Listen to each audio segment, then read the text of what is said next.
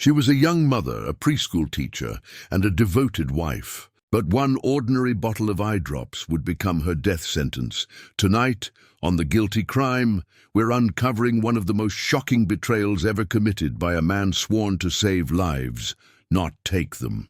This is the eye drop murder of Stacy Hunsucker, a husband, a paramedic, a killer hiding in plain sight. For 32-year-old Stacy, home was Mount Holly, North Carolina. Beach trips, church on Sundays, and pictures of two little girls with frosting-smeared smiles. Her husband, Joshua Hunsucker, was the tall, confident flight paramedic everyone trusted in a crisis. The couple looked like a postcard. High school sweethearts, a tidy house, and plans that stretched years ahead. But behind that picture-perfect frame, something was quietly, deliberately wrong.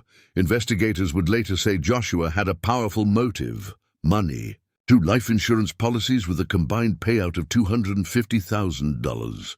Enough to clear debts. Enough to start fresh. Enough, in the mind of a cold planner, to risk everything. This story is disturbing and viewer discretion advised. Across the next 35 minutes, we'll follow the breadcrumbs: unexplained medical crashes, a rushed cremation, a chilling copycat method, and a single preserved vial of blood that refused to be silenced. We'll hear from those who loved Stacy and those who watched Joshua smile when grief should have broken him. I'm your host, and this is The Guilty Crime. The eye drop murder of Stacy Hunsucker begins.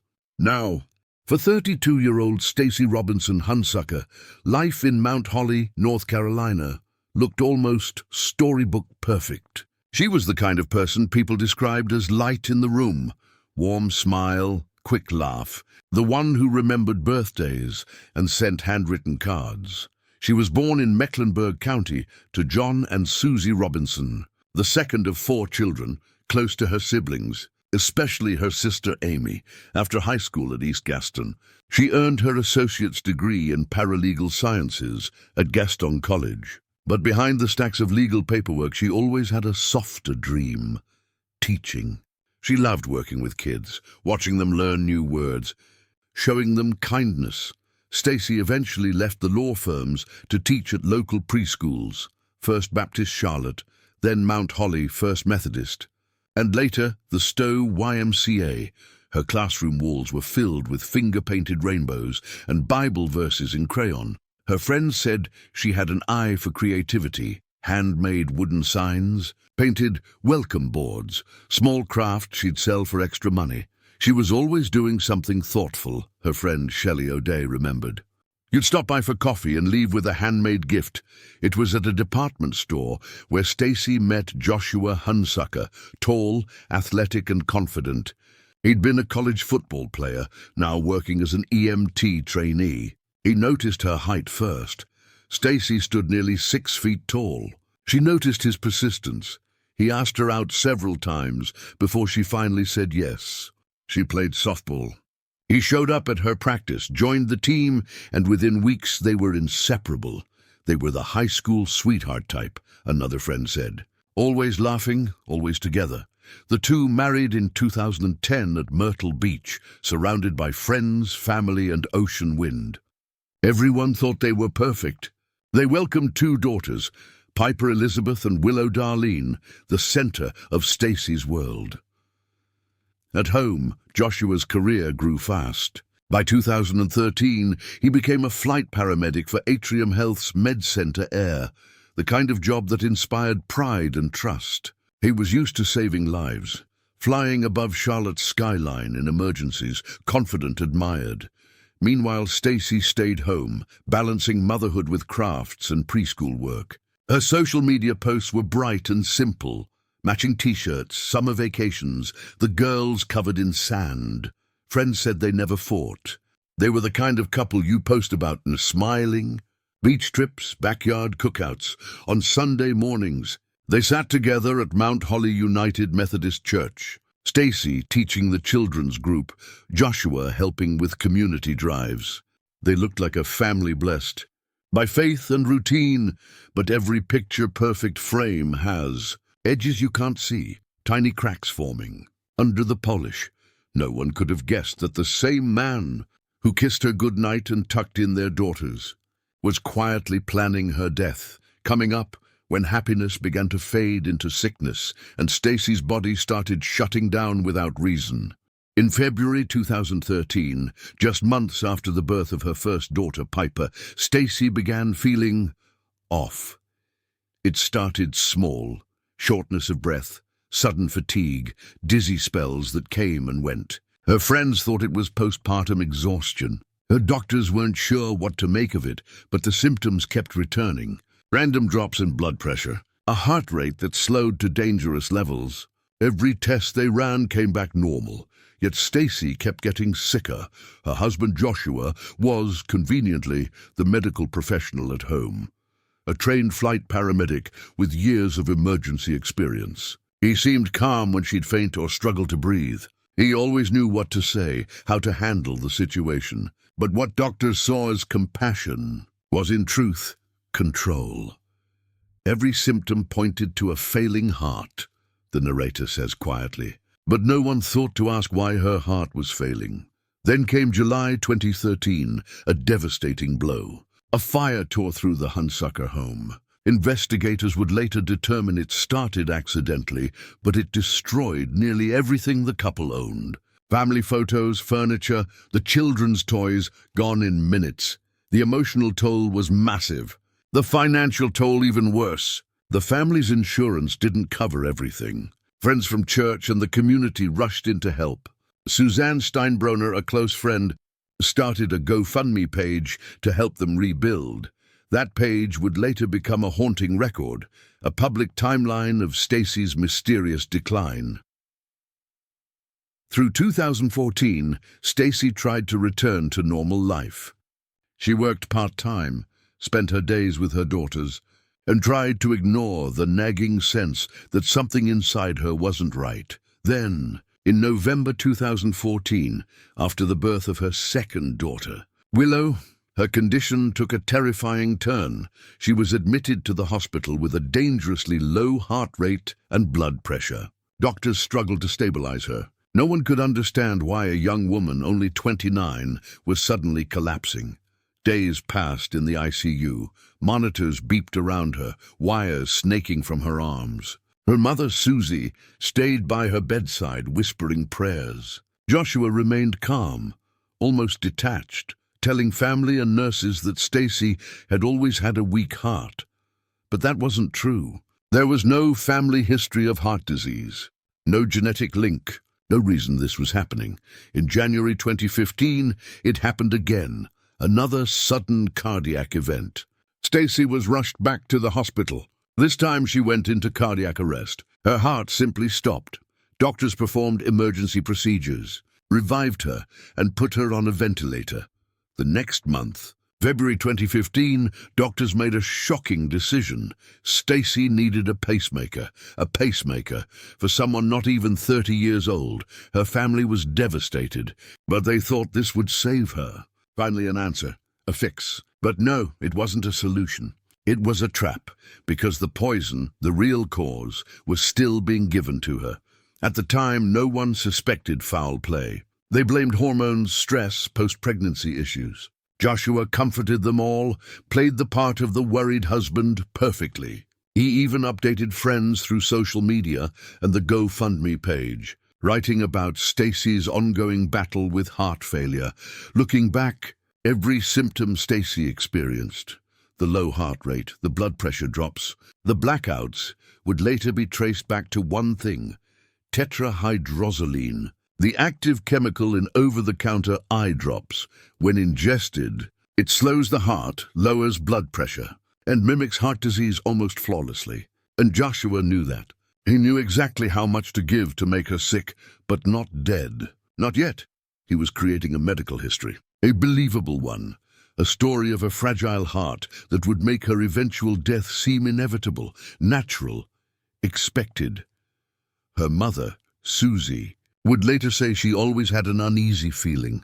"I'd wake up in the middle of the night," she said, "just to call Stacy and make sure she was okay. I didn't know why. I just knew something was wrong. What no one knew was that Stacy wasn't battling a mysterious illness. She was battling her husband, the man who vowed to protect her. Later, the narrator's voice lowers. Investigators would discover she wasn't sick. She was being slowly poisoned.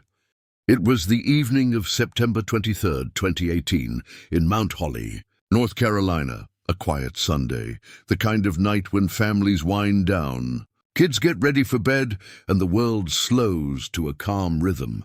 But inside the Hunsucker home, something horrific was unfolding.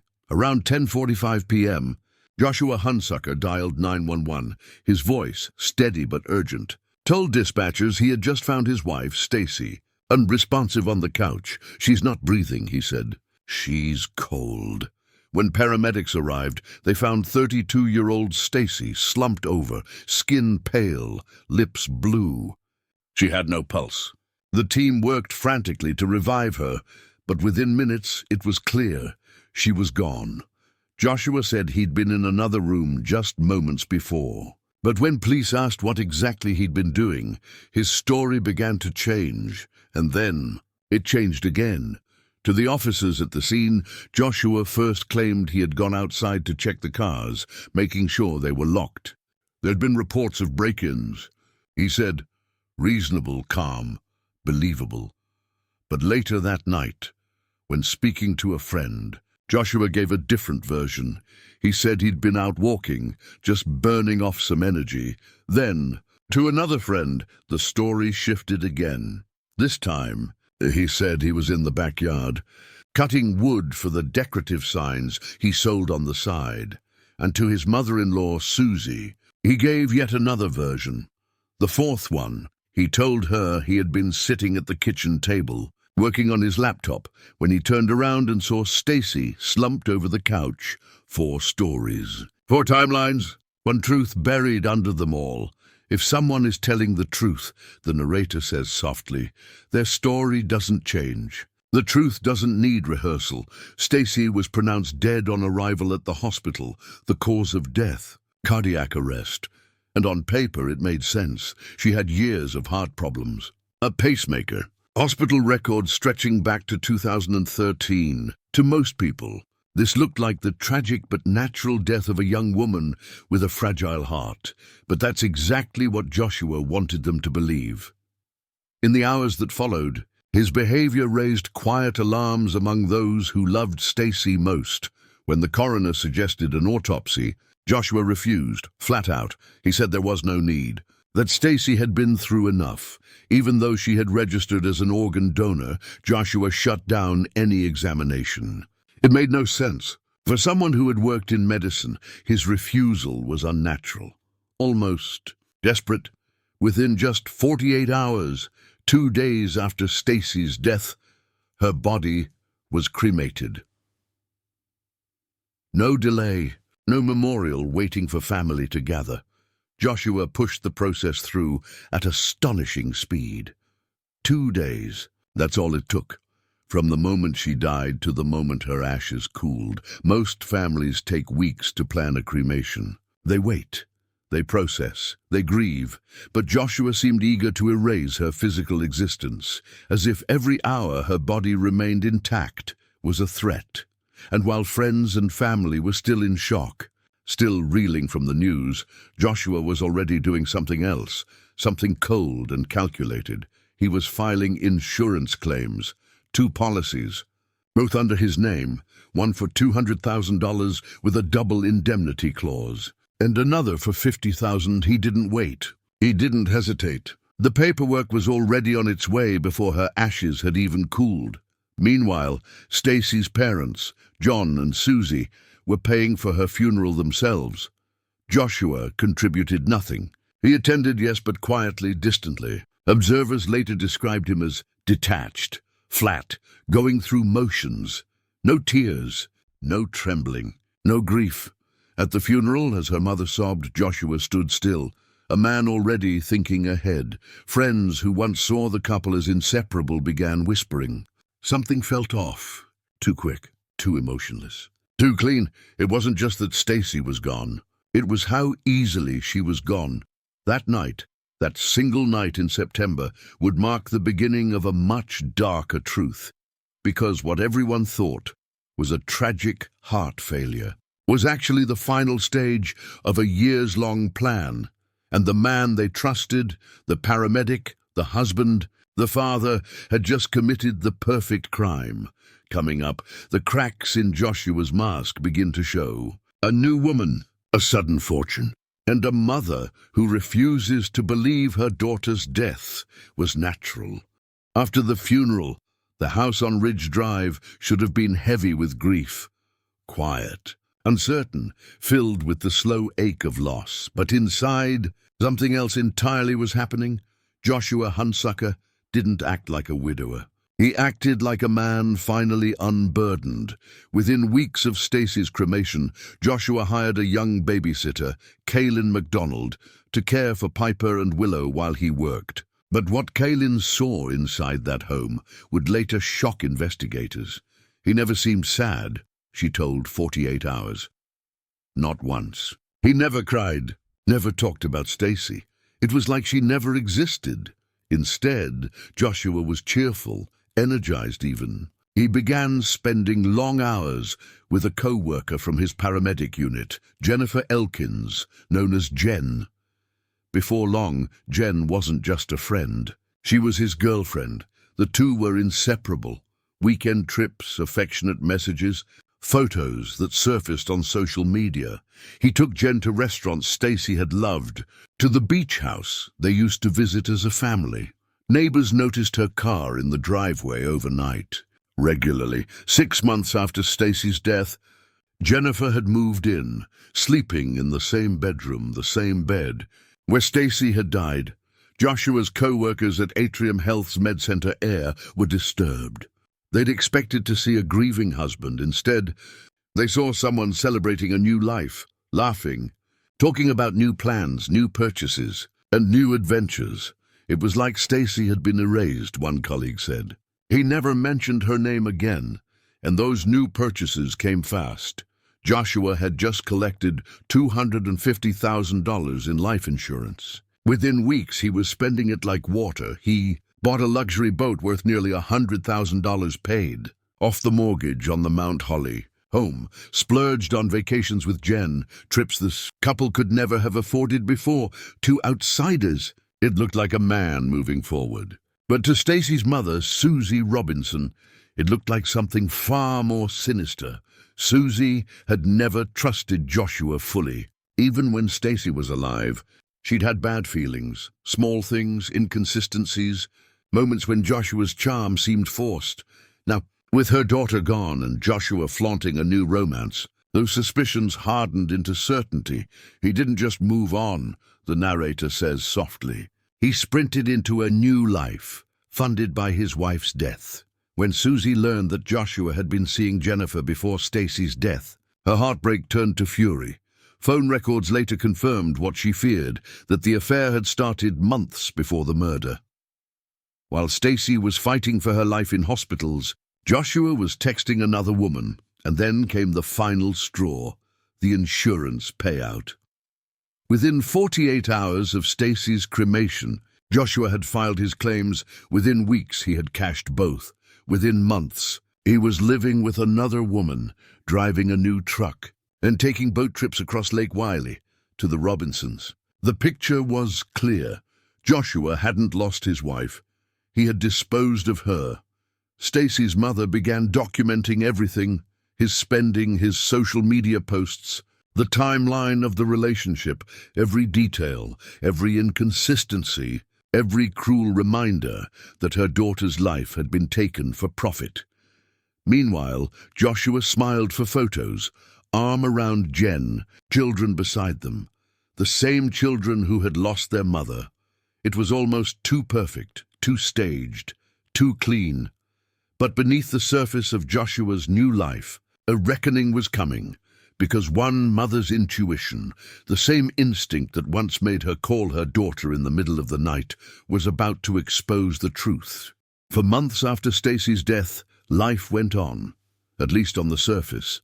Joshua played the role of devoted father, working his shifts, smiling at church, attending his daughter's school events with his new girlfriend by his side. But one person wasn't fooled. Stacy Robinson, Stacy's mother, couldn't silence the unease that had haunted her since that night in September. She remembered the rushed cremation, the refusal of an autopsy, the insurance claims filed before the funeral was even over, and the new girlfriend who seemed to move right into Stacy's place. Something was wrong.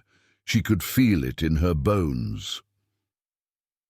In May 2019, 9 months after Stacy's death, Susie decided she'd had enough of waiting for answers. She filed a formal complaint with the North Carolina Department of Insurance, suspecting fraud. On the surface, it was about the life insurance payout, but Susie's gut told her it was about something much darker. She believed her son-in-law had killed Stacy for money. Her report landed on the desk of Insurance Commissioner Mike Causey, who forwarded it to their Criminal Investigations Division. And just like that, what had once been ruled a natural death was reopened, this time not as a tragedy, but as a potential homicide. The investigation quickly drew in multiple agencies, the Gaston County Police Department, and even the Department of Homeland Security. The team assigned was small, but relentless. Among them was Special Agent Lisa Morgan, whose quiet determination would soon break the case wide open. The challenge was clear. Stacy's body had been cremated. There was no physical evidence left to test. It should have been a dead end, but fate, or faith, had left one final clue. Because Stacy was a registered organ donor, a small vial of her blood had been drawn and preserved at the LifeShare Donor Center before her cremation. It was standard procedure for all organ donors, a routine step meant for tissue matching. No one could have known that this tiny vial, forgotten in storage, would become the single piece of evidence that exposed a murderer. The sample was sent for a full toxicology panel. Initial tests came back clean, no trace of drugs or poisons. But investigators weren't satisfied.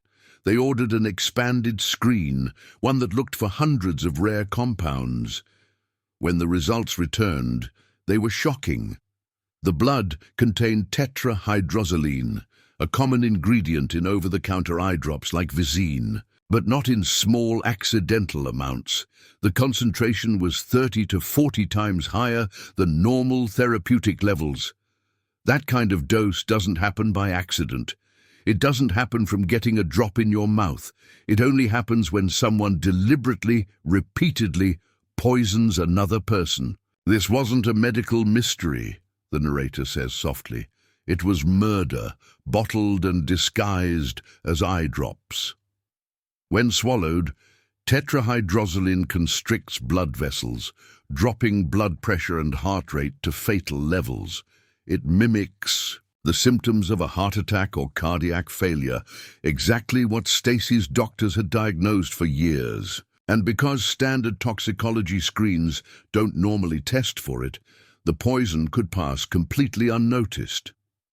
Forensic toxicologist Demi Garvin would later describe it as a modern-day silent killer. It's colorless, tasteless, and almost undetectable, she explained. You'd never know it was there until it's too late. Joshua, with his years of medical training as a flight paramedic, would have known that. He had access. He had knowledge, and most terrifying of all, he had already seen the blueprint. Just 3 weeks before Stacy's death, news had broken across the Carolinas of another shocking case. Lana Sue Clayton, a nurse in South Carolina, had been arrested for poisoning her husband with eye drops. She'd confessed to adding them to his water over several days until he died. That story dominated local headlines. Joshua read those same headlines. He knew exactly how she'd done it. And within days, the narrator says, voice chillingly low, he used the same method. Investigators later found the similarities. Eerie. Both killers worked in healthcare. Both spouses died suddenly. Both cases initially ruled as natural deaths. But only one had a mother who refused to let the truth stay buried. The toxicology results changed everything. The case was no longer about insurance fraud. It was about murder. And the vial of blood, the one Joshua never knew existed, had just spoken louder than any witness ever could. On December 19th, 2019, after months of forensic testing and quiet investigation, the door finally closed on Joshua Hunsucker's freedom at 7:45 a.m. Detectives arrived at his Mount Holly home with an arrest warrant. He didn't resist. He didn't cry. He didn't even ask why. He already knew. He was charged with first-degree murder, felony insurance fraud, and obtaining property under false pretenses. The man who once carried stretchers into helicopters was now being led away in handcuffs. Investigators believed he had murdered his wife, the mother of his children, for $250,000 in life insurance. He was placed in Gaston County Jail. Bond set at $1.5 million, but Joshua wasn't finished. Just 5 days later, on Christmas Eve, 2019, he posted bond. He was free again, and the nightmare for Stacy's family was only beginning. Susie and John Robinson, already grieving, now had to live in fear. Joshua began showing up at their granddaughter's sports events, taking photos, videos, even following them to their car. He sent packages to the Robinson home, demanding they drop the case. He drove by their house, slowed down, stared from the driver's seat. He made obscene gestures at them in church parking lots. It was intimidation, relentless, cruel, calculated. The district attorney later said, "His dangerous actions didn't stop with the murder. They escalated." Joshua was unraveling, and everyone could see it. The confident paramedic who once fooled everyone with his charm was now spiraling into paranoia and rage. Then, in February 2023, he did something even more unthinkable. He called police, claiming he'd been kidnapped. He said he'd stopped to fix a flat tire when someone, allegedly his father-in-law, John Robinson, pistol-whipped him, zip-tied his hands, and injected him with an unknown substance. The story sounded cinematic, too detailed, too dramatic. Investigators knew instantly something was off. Mount Holly police combed the area. No evidence of struggle, no witnesses, no tire marks, nothing. They concluded what many had already suspected. Joshua made it all up. It was a desperate attempt to frame John Robinson, to flip the narrative, to make himself the victim. He wasn't fooling anyone anymore, and as his mental state deteriorated, his actions turned even darker. Just weeks later, in the spring of 2023, Joshua poisoned his 11-year-old daughter. The little girl was rushed to the hospital after sudden illness. Her blood tests revealed tetrahydrozoline, the same chemical that killed her mother. Doctors also found traces of an antidepressant not approved for children, the same one found in Joshua's truck. When questioned, Joshua claimed she must have accidentally gotten Visine. Medical staff disagreed. The dosage was deliberate. Prosecutors believe he did it to frame the Robinsons again, to make it look like the grandparents were harming the child, a twisted act of vengeance. In July 2024, a judge ruled that Joshua had abused and neglected his daughters, stripping him of custody. In August 2024, he was rearrested for witness intimidation and child endangerment. By November, his bond was revoked entirely. Joshua Hunsucker was back behind bars, this time without the possibility of release. But the downward spiral had begun long before that, months before his original arrest. In November 2019, Joshua had already shown signs of self-destruction. He was aboard an Atrium Health medical helicopter, mid-flight over Charlotte, when he set fire to a syringe pump. The cockpit filled with smoke. The pilot was forced to make an emergency landing in a car dealership parking lot. No one was injured. But investigators later said it was a deliberate act of arson. A last, reckless burst of chaos from a man who knew his world was collapsing. Atrium Health called it unfathomable. They terminated him immediately. Joshua wasn't just avoiding justice anymore. He was disintegrating, and while his life burned down around him, Stacy's family continued to fight, determined to make sure her story didn't vanish like her ashes had. As of now, Joshua Hunsucker remains behind bars in the Gaston County Jail, awaiting trial. Originally set for March 2025, it has since been postponed, now expected in the autumn of 2025. Years after Stacy's death, justice still waits at the edge of the courtroom. For Stacy's family, her parents John and Susie Robinson, her siblings, and her 2 young daughters, time hasn't healed much. It's only deepened the silence she left behind. Her parents continue fighting for full custody of Piper and Willow. Now around 12 and 14 years old, they've promised to give them a safe, loving home, one untouched by lies or fear. It's not just a legal battle. It's a promise made to a daughter who can no longer protect her children herself. Susie still writes to Stacy online, messages filled with memories and heartbreak. In one post from 2020, she wrote, "Oh, my sweet, funny, lovable, smiling Stacy, you're missing so many milestones. It makes me so sad you aren't here to celebrate your pumpkin's birthday. I gave both of your girls an extra hug, especially for you today. Every birthday, every first day of school, every holiday photo, Stacy's absence is felt like a wound that never heals. Her mother still sets a place for her at family gatherings, a quiet chair, a candle, a memory that refuses to fade. We'll never stop fighting," Susie once said. "Not until the truth is told and justice is served." Even the investigators who cracked the case admit it haunts them still, how close Joshua came to getting away with it. If not for one preserved vial of blood and one mother's intuition, this would have been the perfect crime. In the quiet of Mount Holly, the house on Ridge Drive still stands, but for those who knew Stacy, it will always be the place where love was betrayed, and truth finally refused to stay buried. In the end, it all came down to 3 things: motive, method, and discovery. A husband's greed, a bottle of eye drops, and a mother's refusal to accept what didn't make sense. Joshua Hunsucker's motive was clear: money and freedom. The method was chilling, a chemical hidden in plain sight, turning love into slow murder. And the discovery? A single vial of blood, preserved by chance, that spoke louder than any witness ever could. Forensic science revealed what Joshua tried to bury, but it was intuition, a mother's unshakable instinct, that set the truth in motion. Without Susie Robinson's courage, Stacy's death would have been forgotten, her story sealed inside an urn.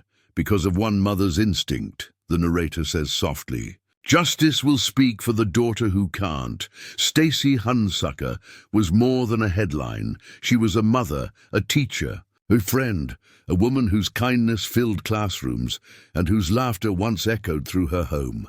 Her story reminds us that even in the darkest crimes, truth has a way of surviving. If you found this case as haunting as we did, share it. Let Stacy's story be a reminder that evil can wear a uniform of trust. The guilty crime. True stories. Real people. Justice that never sleeps.